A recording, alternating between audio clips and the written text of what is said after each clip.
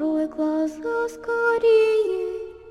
Кто-то ходит за окном и стучится в дверь. Или дерево.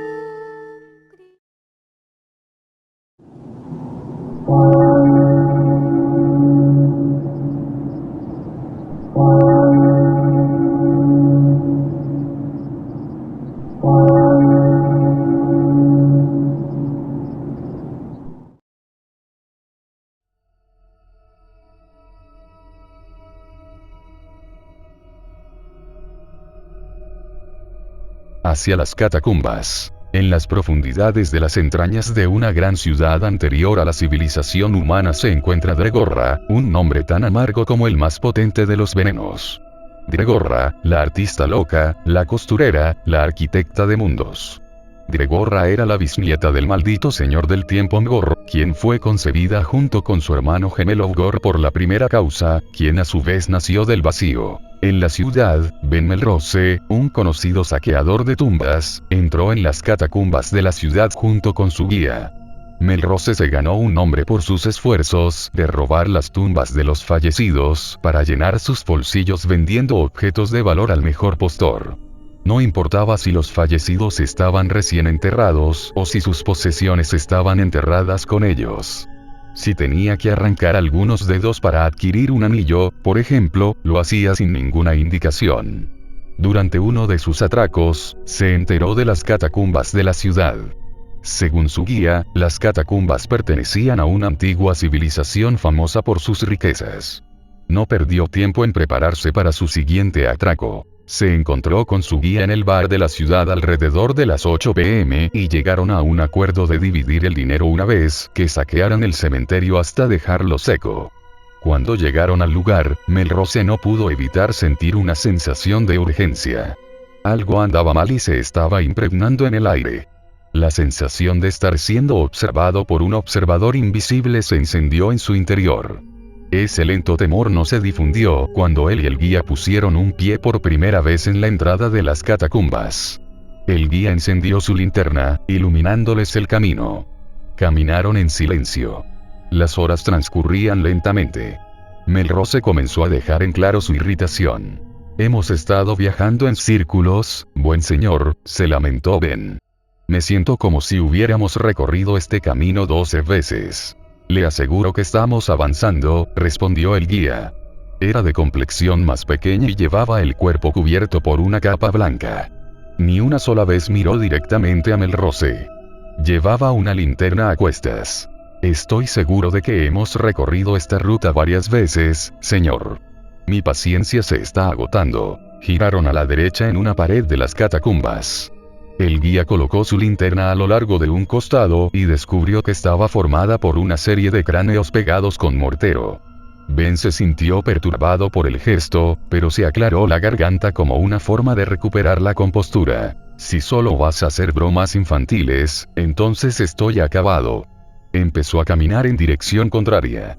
Al darse cuenta de que sería como un pollo decapitado, vio que no tenía otra opción que ceder y dejar que su guía le guiara. Pasaron por más paredes hechas de esqueletos y por el estrechamiento de los pasadizos hasta que descubrieron una puerta. Tenía inscripciones extrañas. «¿Qué es este galimatías?», preguntó Ben. «Esta es la guarida del antiguo dios Dregorra», explicó el guía. Se agachó como si estuviera tratando de encontrar algo tirado en el suelo. La antorcha parpadeó en su mano hasta que apartó una piedra. Debajo había una llave. La acercó a su rostro y la iluminó con la linterna. Tenía un ojo en la proa. «Dregorra», repitió Ben. Dregorra era parte de un panteón de dioses antiguos, que surgieron de las profundidades más oscuras del vacío. Solía gobernar este mundo junto con los demás dioses, pero fue arrojada a estas mismas catacumbas mientras hablamos. La llave se deslizó en la cerradura de la puerta y se giró en sentido contrario a las agujas del reloj. Era una puerta que presumiblemente no se había abierto durante cientos de miles de años. El guía, con la antorcha en la mano, extendió la otra mano, haciendo señas a Ben para que entrara. Los ojos de Ben tardaron un momento en adaptarse a la oscuridad de la habitación, pero al recuperar el sentido de la vista, vio varios objetos de tamaño humano. Sus ojos se abrieron de par en par con anticipación. «Estas deben ser las riquezas, viejo». El guía no respondió. Se giró para mirar atrás y vio que el guía había desaparecido. Si abandonaba la operación, sería más beneficioso para Ben, ya que tendría ambas partes de las reliquias. La antorcha iluminó la habitación, lo que le permitió a Ben ver mejor lo que estaba mirando. En la habitación, había cientos de cuerpos esparcidos por todas partes. Cada orificio de sus cuerpos estaba cosido, desde los ojos, la nariz y la boca. Los ojos eran la característica más prominente, ya que tenían puntos de sutura en forma de X a lo largo de ellos. «¿Qué es esto?», preguntó Ben en voz alta. Ben captó algo con el rabillo del ojo. Dirigiendo la luz de la linterna hacia una pared, miles de personas estaban cosidas juntas formando un tapiz grotesco. Estaban toscamente pegadas formando patrones en zigzag. Se acercó a la pared para ver más de cerca. Una de las víctimas que contribuyó a la pieza era un hombre mayor con profundas arrugas en la cara y vello facial gris. Le habían quitado las piernas y el abdomen, probablemente para dejar más espacio para el resto del tapiz. Sin previo aviso, los ojos del anciano se abrieron de golpe, lo que hizo que Ben soltara la linterna. El anciano gritó internamente para que le cosieran la boca. Ben corrió hacia la puerta con la esperanza de escapar.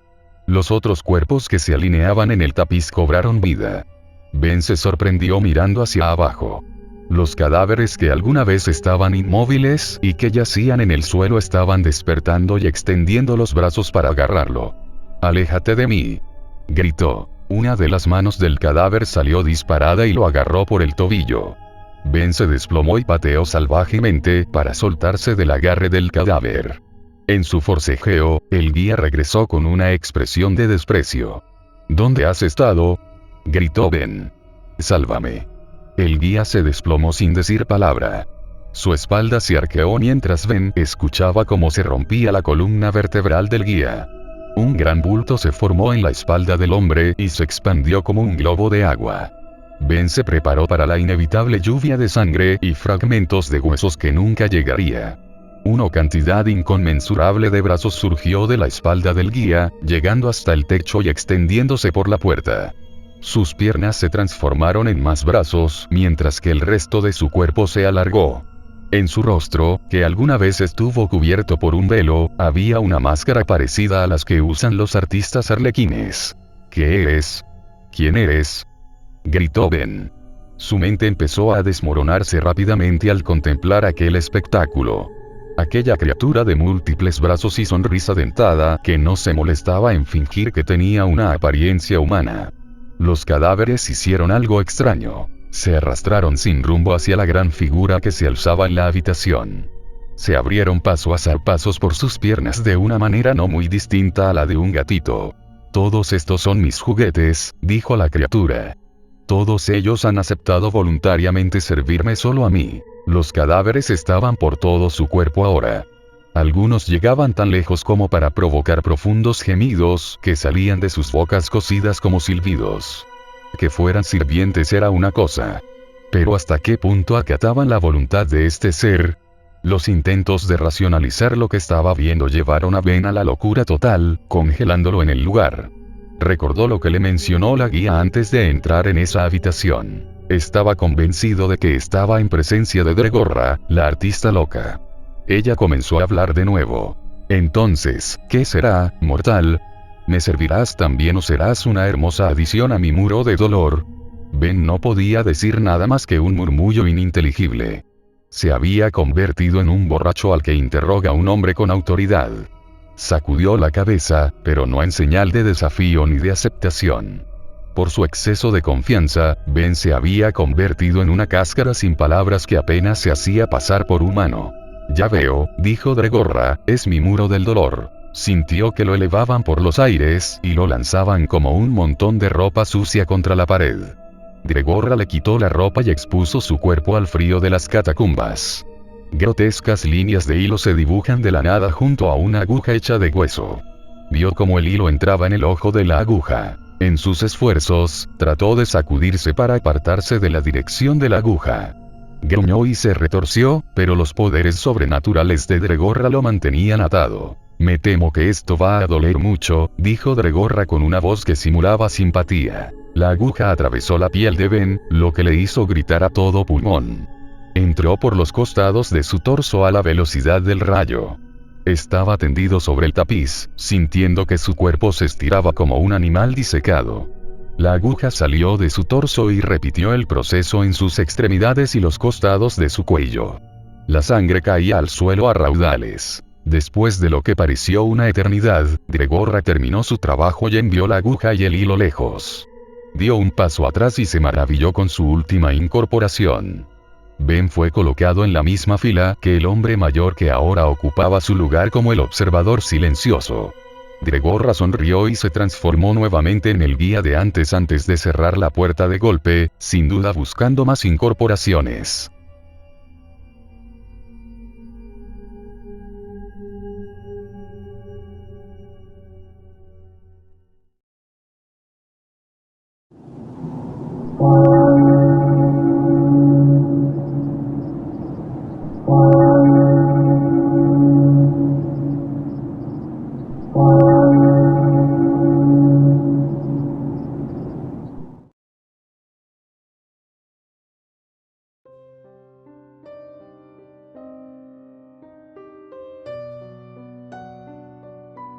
En la corte de un dios pagano, existe un problema fundamental en la teología. Si Dios existe y ama a sus hijos, ¿por qué no se les ha revelado?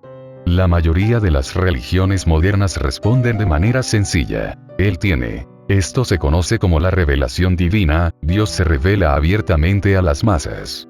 La mayoría de las religiones organizadas celebran a varios profetas de la fe, aquellos que realmente se comunicaron con Dios mismo. Como sería el caso, las revelaciones divinas tienden a permanecer puramente en la historia de una cultura, sin dejar evidencia real del contacto de Dios con la humanidad. Muchos estudiosos han sostenido que esta tendencia se desarrolló para que los humanos pudieran aprender a tener fe. Después de todo, ¿cómo puede haber una fe verdadera con evidencia? Quizás es por eso que la gente Sogif me interesa tanto. Mira, los débiles informes de los Sogif que existen afirman que su Dios ha dejado evidencia innegable de su propia existencia, una revelación continua a sus hijos. Si esto resulta ser cierto, tendría repercusiones masivas en la iglesia tal como la conocemos. En consecuencia, el imperio portugués me encargó que examinara esta afirmación. Llegué al sur de África en galeón, con mi inventario. La ropa que llevaba puesta, todo el dinero que pude conseguir y una variada colección de dispositivos científicos destinados a poner a prueba las confiadas afirmaciones de este clan pagano. El viaje alrededor del continente meridional duró varias semanas, y durante el trayecto hicimos escala en varios asentamientos civilizados. Durante todo el viaje, los marineros se negaron a proporcionarme más detalles sobre la cultura Sogif, aunque supongo que su renuencia a hablar se debió más a su ignorancia que a su animosidad hacia mí y mi aventura. Se sabe muy poco sobre las tribus menores de África, y no puedo concebir ninguna razón para que tengan malas intenciones hacia mí. Sin embargo, debo confesar que había notado varias miradas de desagrado hacia mi rostro. Al llegar al puerto más al sur, un guía nativo aceptó llevarme a mi destino. Afirmaba conocer una antigua ruta comercial que conducía directamente a su aldea. Debido al terreno rocoso, viajamos a pie, escalando acantilados escarpados y atravesando numerosas cavernas. Las intrincadas y sinuosas cuevas serpenteaban en innumerables direcciones diferentes, y pensé que no podría lograr regresar sin la ayuda de mi guía. Acampamos 4 veces durante el camino.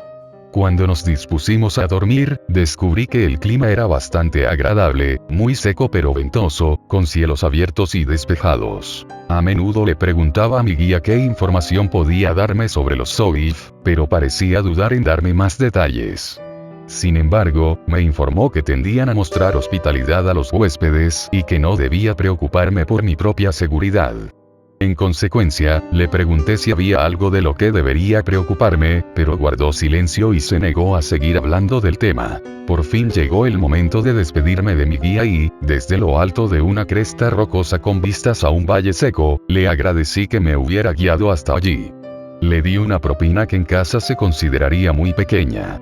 Mi guía parecía encantado con el escaso pago y me deseó suerte. Mientras él regresaba por donde había venido, consideré regresar por última vez a tierras civilizadas, mientras un nudo nervioso se instalaba en mi estómago. Sacudí la cabeza para sacarme ese pensamiento, descendí por la pared del valle y crucé la tierra seca hasta donde habitaban los Ogive. Lo había logrado. Aunque los Ogive suelen evitar el contacto con el mundo exterior, me parecieron tan hospitalarios en mi presencia como me había sugerido mi guía. Me proporcionaron alojamiento, agua, comida caliente y un traductor, formado años atrás en el asentamiento donde había desembarcado. La primera noche me interrogaron alrededor de la fogata, deseando saber más sobre mi tierra natal. Aunque a menudo traté de desviar la conversación para aprender más sobre ellos continuamente volvían a dirigir la conversación hacia sus propios intereses. Me encontré compartiendo todos los detalles que sabía sobre mi propia gente, mientras observaba muy poco sobre ellos. Mi traductor claramente no hablaba mi propio idioma desde hacía mucho tiempo y a menudo le costaba encontrar las palabras adecuadas. Sospeché que en algunos momentos simplemente fingía no entender para evitar responder directamente a mis preguntas, como cuando le pregunté dónde estaban las mujeres y los niños, a los que no había visto durante mi estancia. En respuesta, simplemente sacudió la cabeza y me dijo que no podía entender lo que quería de él. Al final, me di por vencido, al darme cuenta de que no tenía intención de responderme. Con el tiempo, la conversación se centró gradualmente en su religión y me hablaron abiertamente de sus creencias politeístas. El dios mayor Pantanivar, que gobernaba las muchas realidades, decidió que los dioses menores se enfrentarían por el control de su nueva creación. Cada uno de los dioses menores crearía una nueva característica para este joven universo, y Pantanivar otorgaría el control del dominio al dios que creara la cosa más maravillosa. Pantanivar observó cómo los dioses competían entre sí. Crearon soles gigantescos y constelaciones enormes para llenar el cielo nocturno, pero el dios anciano seguía esperando algo nuevo que lo sorprendiera. Luego le tocó el turno a So. En esa época primitiva, So había sido el dios más dócil de todos, apenas capaz de crear una luna. A pesar de su pequeña estatura, Pantanivar observó con curiosidad cómo So combinaba minuciosamente los elementos más minúsculos en un planeta vacío. So creó la vida. A la luz de su creación, los demás dioses, incluso Pantanivar, se quedaron asombrados. Nunca habían podido concebir lo que So había visto con tanta claridad en su mente. Por unanimidad, los demás dioses menores admitieron la derrota y Pantanivar le entregó la realidad a So para que hiciera con ella lo que quisiera. Mientras terminaban de contarme esta historia, los Ogive me contaron cómo So había reunido personalmente a todos y cada uno de los miembros de la tribu Ogive. So había querido que ellos heredaran su creación. Se creían los únicos y verdaderos hijos de Dios, y el resto de la humanidad un efecto secundario de la vida, simples animales que se arrastraban por la inmundicia de la tierra. Para mi emoción, me dijeron que también podían demostrármelo, que podía ver dónde habitaba So en la tierra. Me invitaron a observar su continua revelación divina. Naturalmente, acepté de todo corazón, ya que ese era mi propósito original al visitar su tribu. Me dijeron que podía viajar a través de una antigua caverna excavada en la ladera de la montaña, donde eventualmente llegaría a un santuario dedicado al propio So. Apenas pudiendo contener mi emoción, les agradecí con entusiasmo su amabilidad, y les pregunté cuándo podría ser mi peregrinación a la corte de este dios pagano. Me dijeron que a primera hora de la mañana podría ir y, efectivamente, cuando la mañana asomaba en el horizonte, mi traductor me condujo hasta la boca de la gruta prehistórica. Me dijo que tendría que hacer el viaje solo, como era costumbre entre su gente. Con nada más que aire en mis manos, y cargado únicamente con la ropa que llevaba puesta y un paquete de instrumentos científicos para registrar lo que encontrara, miré hacia las enormes fauces de la ladera de la montaña. Mi traductor, percibiendo mi aprensión, me aseguró que nada malo me pasaría dentro de las cuevas. Con un gesto de cansancio, di mis primeros pasos en el pasadizo de piedra. En la oscuridad, mis pasos resonaron, su sonido amortiguado por las enormes extensiones de la gruta hasta que sus ecos volvieron a llamarme. Mis palmas se apoyaron en las paredes de roca mientras tanteaba mi camino a través del oscuro sendero. Una corriente de aire frío se deslizaba a través del aire claustrofóbico y vibraba contra las duras paredes con cada respiración que daba el túnel. Podía sentir la brisa que tiraba hacia la oscuridad con más fuerza de la que empujaba, como si algo succionara el aire del interior. Mi mano presionó algo de textura diferente. Después de mi retroceso inmediato, presioné con cautela la cosa, sintiendo que era una estructura cilíndrica que se elevaba y se hundía en la pared de piedra. Examiné cuidadosamente el zarcillo resistente y encontré pelos delgados que crecían en el costado, y llegué a la conclusión de que debía haber sido algún tipo de raíz. Confundido pero sin desanimarme, continué bajando por la caverna toscamente excavada. Varias veces a lo largo del camino, tropecé con las raíces que corrían caóticamente por el suelo irregular. Mi ritmo disminuyó hasta convertirse en un lento y cauteloso paso mientras avanzaba con cuidado entre los obstáculos constantes. El aire se volvió más pesado por la humedad, una humedad que goteaba y se pegaba en franjas húmedas a mi piel expuesta, entremezclándose libremente con mi sudor.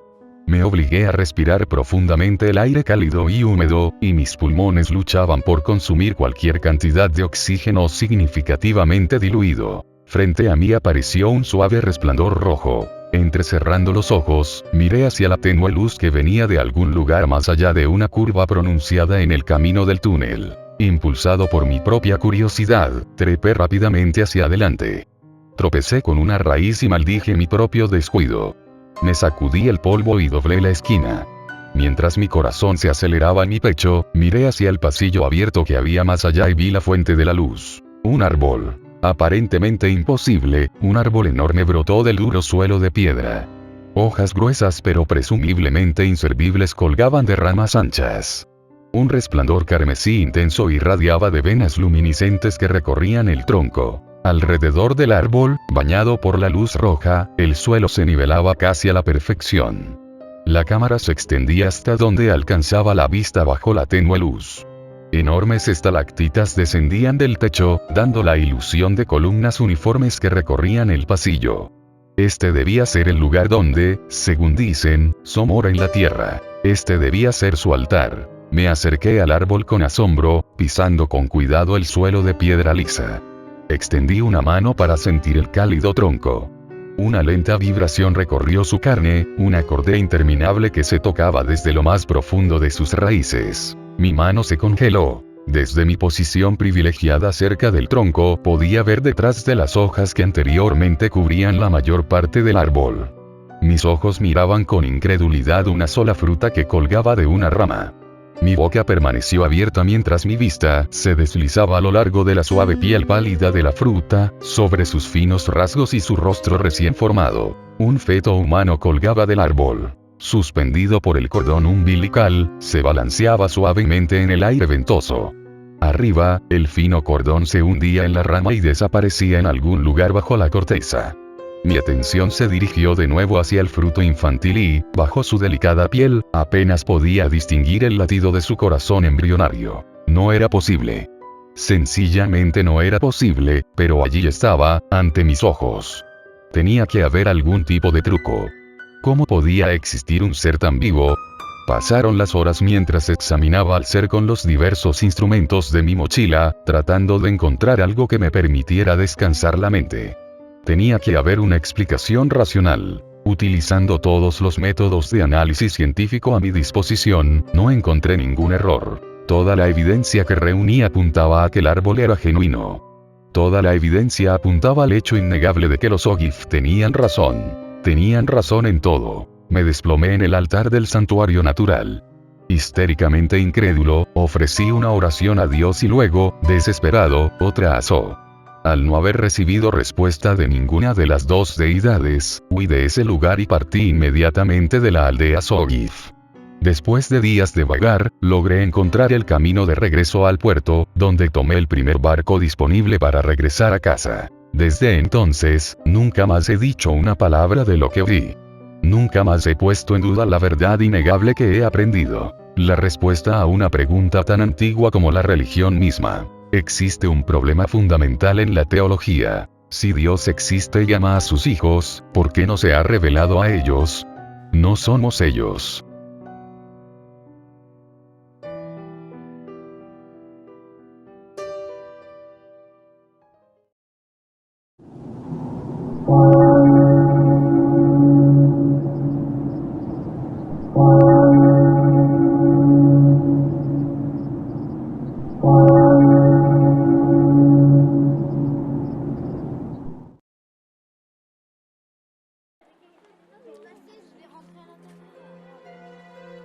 Independencia. 18 de septiembre de 2014. El día que cambió el mundo. De todos modos, ya era un día muy importante en la historia del mundo, debido a las próximas votaciones sobre si Gran Bretaña debía permanecer o no en el poder. Pero ese no fue el único acontecimiento que cambió el mundo que ocurrió ese día. Pronto se difundirían rumores, se ampliarían las sospechas, se crearían dudas que se convertirían en miedo. El 19 de septiembre y los días previos fueron un acontecimiento trascendental. Nadie sospechaba que pudiera ocurrir algo traumático o que cambiara la Tierra. La mañana del 18 de septiembre me levanté de la cama a las 6, desayuné y me fui a trabajar. No hubo acontecimientos destacables el día anterior ni el anterior, solo los acontecimientos habituales sobre Gaza y las atrocidades del ISIS. Estos habían estado en las noticias toda la semana, no había nada extraño en ello. Mientras conducía hacia el trabajo no ocurrió nada destacable, pero cuando llegué al trabajo, justo antes de acostarme, escuché en la radio que el resultado previsto era sí. Era algo en lo que había albergado esperanzas y desearía no haberlo hecho. Me desplomé en la oficina. ¿Has oído las noticias?, preguntó Mark, el jefe, cuando llegué al asiento. Sí, dije, espero que ganen. Pues yo no, dijo. Lo miré fijamente. Unos cabrones ignorantes arruinaron mi trabajo. Ahora soy el hazmerreír de todos allí. Solía trabajar en Escocia, pero ahora he perdido el valor para volver. Me echó un estafador, uno de mis amigos. Me pareció que parecía muy enfadado, como alguien que, al entrar marcha atrás en un aparcamiento, piensa que el que circula a su lado se está yendo, así que lo dejé. El día transcurrió en silencio y no ocurrió nada inusual. Más tarde, en casa, me puse a ver las noticias para prepararme para la fecha. El día 19, mañana, iba a ser la fecha de la independencia. El día de la independencia de Escocia, me di cuenta, sabiendo que esto solo ocurriría una vez. Me conecté a MSN y miré las noticias. Eran las mismas cosas de siempre. Gaza, los campeonatos de ajedrez, nada destacable. Cuando me desperté a la mañana siguiente, me desperté como si alguien me hubiera tirado un balde de hielo encima, me desperté a las 4:04. Recordé, de la nada, una leyenda urbana que decía que si uno se despierta a esa hora sin ningún motivo, es probable que alguien lo esté mirando.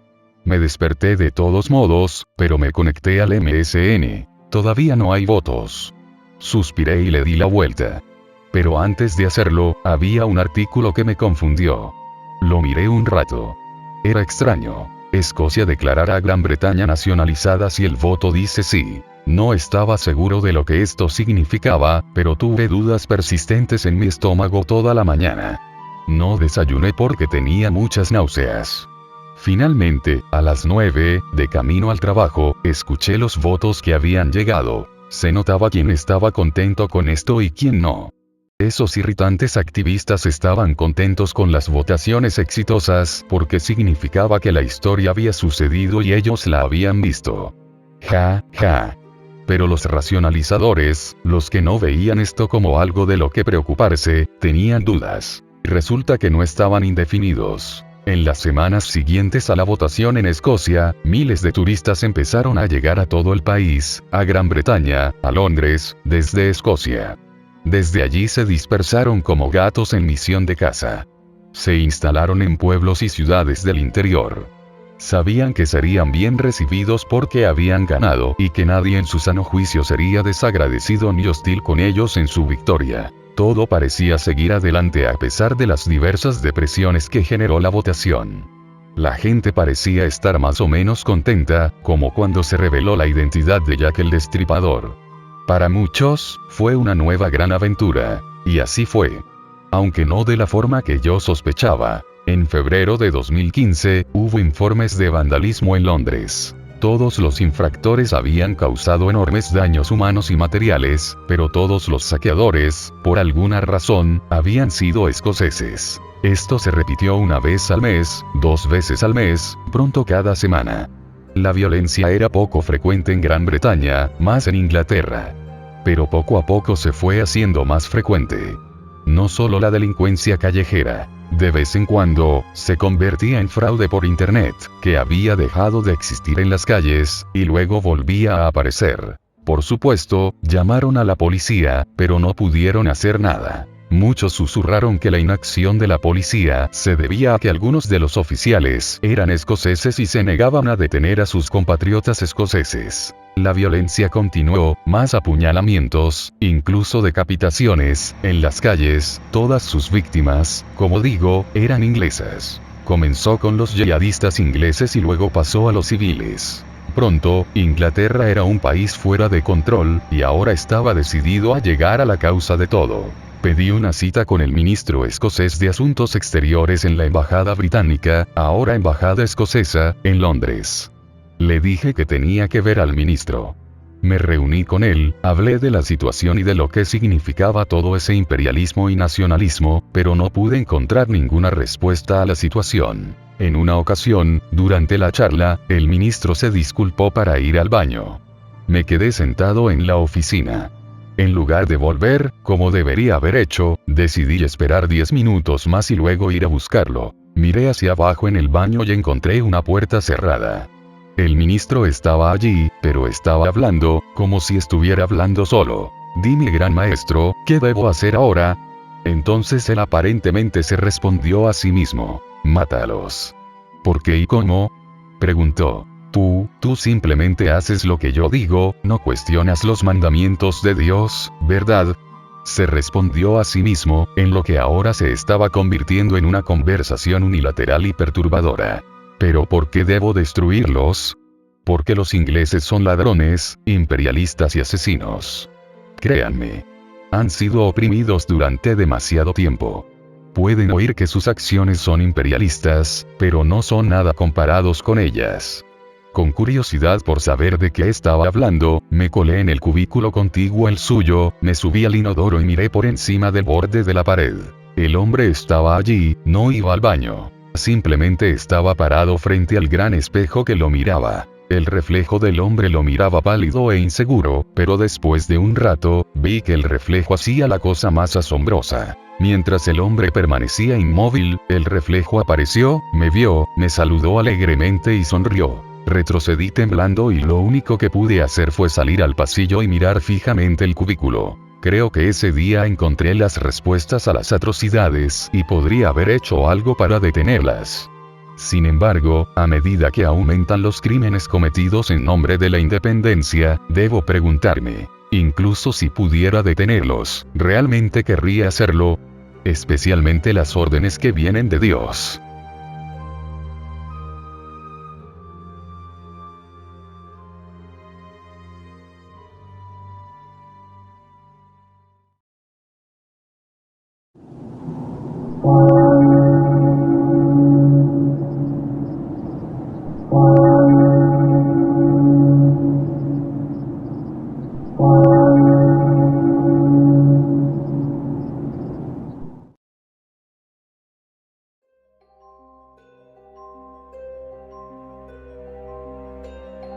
Jesucristo, borrado. Cuando las IA se vuelvan predominantes, habrá controles y contrapesos para mantenerlas en su lugar, reglas para impedir que alcancen la singularidad y suplanten a la raza humana.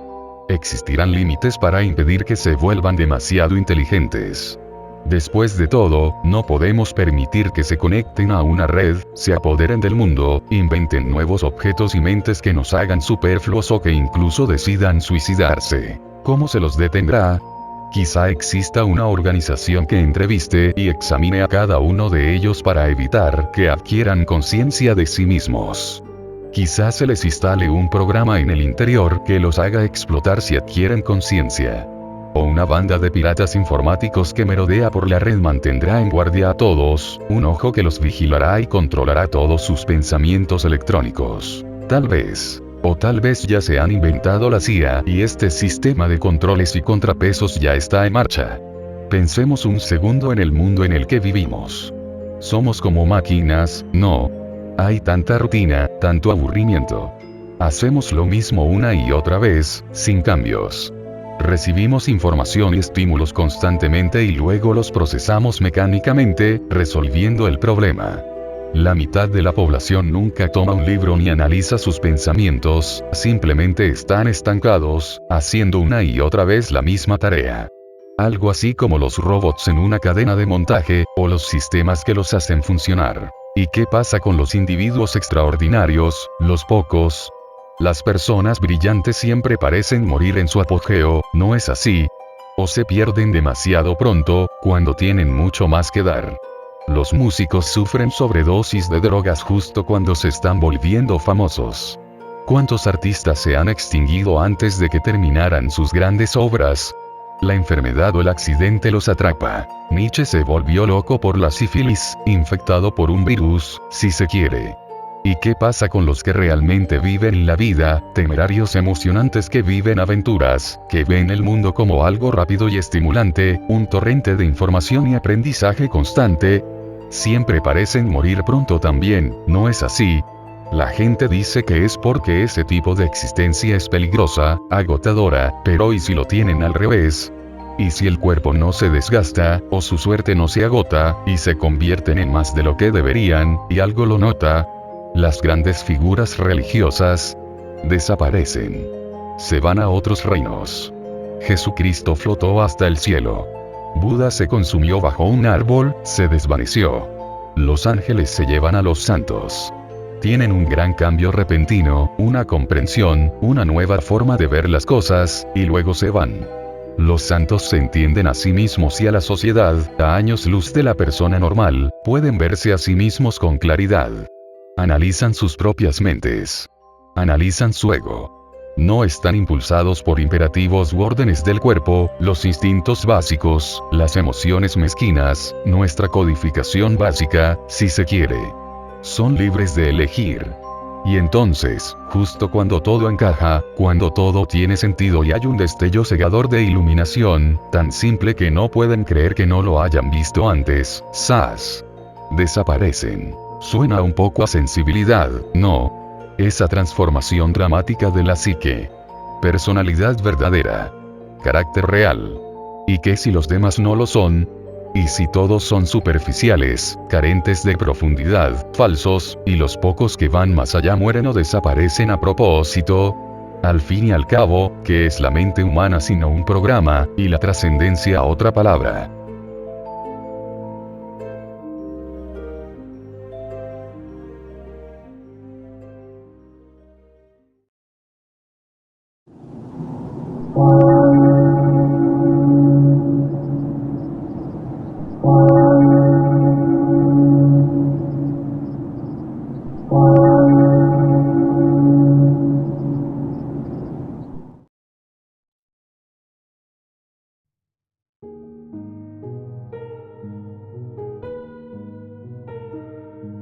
Hasta el final. Encontré la habitación y casi me destruyó. No físicamente, por supuesto, sino mentalmente. Cuando algo destruye a alguien físicamente, excepto cuando se tienen en cuenta las películas de terror que recurren al exceso de sangre, está en mi sótano, ¿sabes? Y, una vez más, cuando no está en el sótano o en el ático. O tal vez incluso en las alcantarillas, no lo sé y realmente no importa. La habitación no era grande y estaba llena de glifos, como estoy seguro de que te estás imaginando, aunque estaba muy oscura. Más oscura que el túnel más profundo bajo la tierra. Esa sensación de ambigüedad e intriga no existiría si no fuera por la oscuridad polvorienta. Cuando abrí la puerta, se oyó una conversación. No una conversación profunda y demoníaca, sino una simple cháchara. Como si se estuviera produciendo, o se estuvieran produciendo, conversaciones pintorescas y agradables. pero ni siquiera podía ver el contorno de la pared en la oscuridad profunda, ni el punto donde el suelo de esta nueva habitación se unía al hormigón del sótano. Por curiosidad, extendí la mano y vi que flotaba y luego caía. Nada. Las paredes que conectaban con mi lado del sótano estaban allí, pero todo lo demás, nada. Vacío negro. Me recliné y respiré profundamente. Un olor a humedad, tenue pero potente, emanaba de aquellas turbias profundidades. No era del todo repugnante, pero lo suficiente como para hacerme querer cerrar la puerta. Y otra parte se negó. Una parte de mí, en aquella lejana neblina gris, quería saber qué había allí abajo.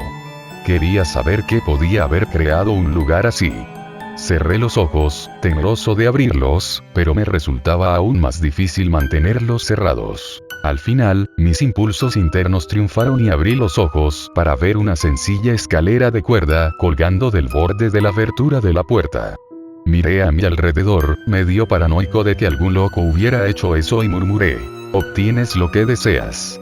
Después de una deliberación interna, bajé por la escalera de cuerda, mientras mi mente daba vueltas, tratando de darle sentido a esto, tratando de entenderlo todo. Al cabo de unos 20 minutos, puede que hayan sido más, allí abajo no había tiempo, mi pie tocó tierra firme. Miré hacia abajo y no vi nada más que más extensión negra. Me alejé de la escalera de cuerda que brillaba débilmente. Es conveniente, dije, le di la espalda y comencé a moverme a paso rápido en la dirección que quisiera. Allí abajo, en el vacío, no había dirección. Allí abajo, todo parecía flotar porque no había luz que indicara el suelo. No había forma de saber dónde estaba realmente, pero más adelante había algo que brillaba. No era el resplandor marrón de la escalera de cuerda, sino algo blanco, un suave resplandor incandescente. Corrí hacia allí y me encontré con un trozo de papel que parecía suspendido en el aire. Y en él, con una letra garabateada, estaba escrito: aquí hay tortugas. ¿Tortugas? Dije en voz alta. ¿Qué significa eso? El aire se volvió frío por un momento y sentí como si algo pasara flotando a mi lado. Acércate y lo verás, dijo una voz. No era la voz en la que todos están pensando. La que acecha tus sueños y te hace llorar de terror en las profundidades de la noche. No, esta voz era amable y sonaba llena de sabiduría. En contra de mi buen juicio, di unos pasos vacilantes hacia adelante hasta que la voz dijo: alto. No queremos que te caigas, ¿verdad? Supongo que no, respondí. Y luego, ¿quién eres tú? De repente, la luz estaba por todas partes. Lo abarcaba todo. El suelo estaba negro, sí, pero ahora podía ver un tenue resplandor violeta. El papel ya no brillaba. Y si lo hacía, ya no era tan intenso. Cuando mis ojos se acostumbraron al intenso resplandor, es curioso que me haya acostumbrado a la oscuridad, vi una tortuga. Y encima de ella otra. Y otra. Y otra. Y debajo de esa. Hasta el final. Hola, jovencito, dijo la tortuga. Me llaman Sax. ¿Y tú? Grité mi nombre. De repente, sentí que mi mente comenzaba a doblarse bajo el peso de este enorme descubrimiento. ¿Qué estás haciendo aquí? Pregunté. Sax se giró de modo que un lado de su rostro me miraba, sus viejos ojos de tortuga rebosaban de alegría. ¿Yo? Preguntó. Soy un Older. Todos lo somos.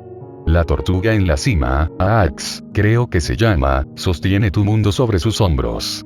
Y Vax debajo de él y así vamos hacia abajo. La gran tortuga se rió de buena gana. Mi mente dio vueltas por un momento. Sentí como si tuviera esos pajaritos alrededor de mi cabeza como los que se ven en los dibujos animados. Pero seguro que esto tiene un final. Seguro que hay un fondo. Sax frunció el ceño y pensé que mi mente se iba a romper al ver eso. Una enorme tortuga frunciendo el ceño. ¿Qué mente lógica podría concebir cómo se veía eso? Realmente no lo sé. No puedo moverme de mi puesto predefinido y solo puedo conversar con aquellos que están cerca de mí. Hizo una pausa y en ese momento de silencio sentí que mi mente picaba y se movía. Que se retorcía. Sin embargo, dijo Sax, si quieres puedes escalar nuestra torre. Puede que no encuentres nada, pero estoy seguro de que lo descubrirás por tu cuenta. Asentí, di un paso adelante y, teniendo cuidado con el espacio por donde las tortugas pasaban a través del suelo, comencé a descender. No sé cuánto tiempo escalé. Tampoco sé qué tan lejos llegué. Si miraba hacia arriba, aún podía ver el resplandor de Sax. Y podía oírlo hablar. Ese chico no encontrará nada. Lo sabemos, Sax. Son tortugas hasta el final. Todo el mundo lo sabe. Cuanto más bajaba, menos podía oírlos hablar. El brillo siempre brillante de Sax estaba siempre presente. Siempre brillando como el papel flotante y la escalera de cuerda. Cuanto más me alejaba de Sax, menos y menos podía ver mi punto de origen. Se convirtió en un punto focal central hasta que mi pie tocó algo sólido. Me bajé de la torre de tortugas y me alejé de ellas. Hola. Me respondió con un gruñido bajo. He dormido durante miles de años, sin que nadie me molestara. Y entonces, un día, llegas tú. ¿Qué es lo que quieres? Mi mente se quedó en blanco por un momento, incapaz de fabricar un sonido articulado. La tortuga me miró con un ojo brillante. Un ojo aún más viejo que Sax. Uno lleno de siglos más de sabiduría. ¿Cómo te llamas? Pregunté finalmente. Sax me dijo que las tortugas bajan hasta el fondo. Se equivocó. La tortuga se rió. Mi nombre es Frax, la tortuga original que el tiempo ha olvidado. He sostenido a incontables tortugas desde el nacimiento del universo. Las que están por encima de mí, muchas de ellas en realidad, han muerto hace mucho tiempo. Por eso Sax está equivocado. Nadie sabe dónde termina nuestra pequeña torre. Está demasiado oscuro y, por lo tanto, es seguro asumir que las tortugas llegamos hasta el fondo. Este, mi joven amigo, es el borde del universo. El fin del universo. Mi mente volvió a hilar. Pero si este es el fin, ¿dónde está Dios? ¿Eres tú, acaso, Dios? Frax se rió de nuevo. No, joven, yo no soy Dios, pero sí que existe. Está más allá del borde del universo, pero no sé exactamente dónde. ¿Más allá del universo? Sí. Pero ¿cuál es la naturaleza de una entidad así? ¿Cómo puede uno vivir más allá del borde de la existencia? ¿Qué aspecto tiene? Si caminaras hasta el borde de esta habitación, verías que el universo termina en una pared cóncava. No muy diferente a un huevo. Terminé. Frax asintió. ¿Y si atravesaras esa coraza, qué pasaría? Descubrirías que nuestro universo no es más que una mota de arena flotando en un vasto océano desértico. O tal vez detrás de esa misma coraza se encuentra el rostro de Dios. ¿Y si tropezaras con el cielo por accidente? ¿O con el infierno? ¿Y si fuera Dios de pie frente a un cielo azul brillante durante lo que podrían ser unos parsecs? Frax hizo una pausa. A lo largo del tiempo, tu gente siempre se ha preguntado qué existe, o tal vez existió en las oscuras profundidades del universo. La pregunta que deberían haberse estado haciendo todo el tiempo es ¿qué hay más allá del borde del universo? ¿Dónde termina exactamente? Verás, joven, el tamaño nos abarca a todos. Nos abruma. Esa, amigo mío, es la razón por la que nuestras mentes, especialmente las tuyas y las de tu especie, no pueden concebir cómo es Dios. ¿Es un hombre o no hay nada más que blanco? Ningún hombre vivo lo sabe. Me mordí la lengua por un momento, repitiendo la pregunta una y otra vez en mi mente. Finalmente pregunté, ¿pero yo podría ser ese hombre? ¿Qué iba a hacer ese hombre? Preguntó Frax, pero sospeché que ya lo sabía. Ver el rostro de Dios. Ni siquiera sé si Dios existe realmente al otro lado de este universo. ¿Qué pasa si estás equivocado? ¿Qué pasa si tu mente es demasiado débil para procesar lo que ves? Entonces traeré a los científicos, grité desafiante, y les mostraré la puerta que conduce aquí. Frax sacudió su cabeza de reptil. No lo entiendes. La entrada al borde del universo no existe debajo de tu casa. Está en todas partes. Un momento está aquí en tu casa, al siguiente en Moscú, y luego quizás en el medio oeste de Estados Unidos, en el granero de un granjero. A veces se encuentra, a veces no. Si te vas ahora, nunca volverás a ver este lugar. Digerí la información, dándole vueltas una y otra vez en mi cabeza. Una sonrisa absolutamente aterradora se extendió por mi rostro. Pero no puedes detenerme, ¿verdad, tortuga? Frax negó con la cabeza. Puedo hacer lo que quiera. Me reí y, con eso, me acerqué al borde y cerré los ojos. Me imaginé una puerta con un tirador dorado brillante. Cuando abrí los ojos, estaba allí, brillando igual que la cuerda y el cartel de papel. Mi mano, temblando terriblemente, se estiró para alcanzar el picaporte.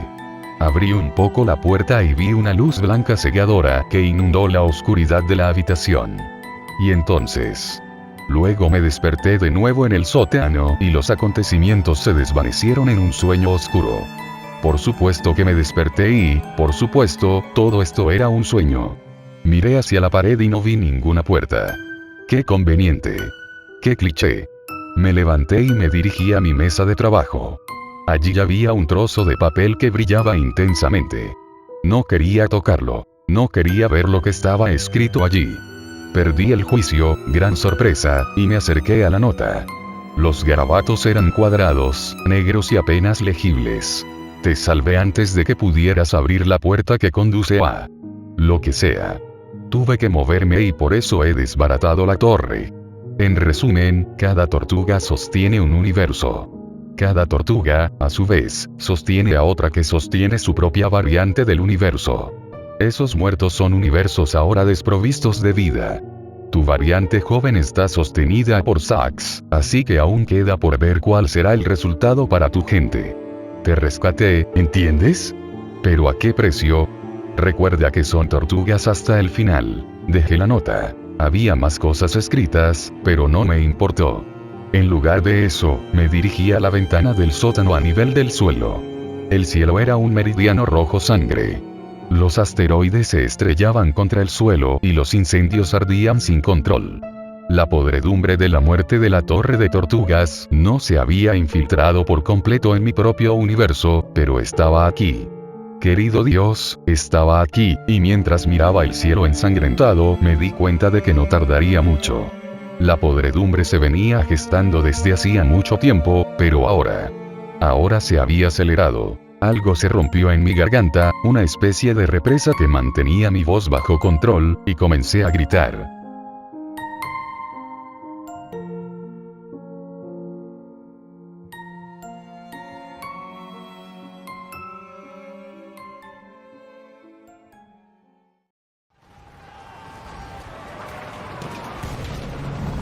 Buenas noches a todos amigos de YouTube, amantes del terror y las buenas historias. Espero les hayan gustado los creepypastas. No olviden suscribirse y compartir, así como dejar su comentario para traer más videos al canal y que la comunidad crezca. Con ustedes, el Centinela.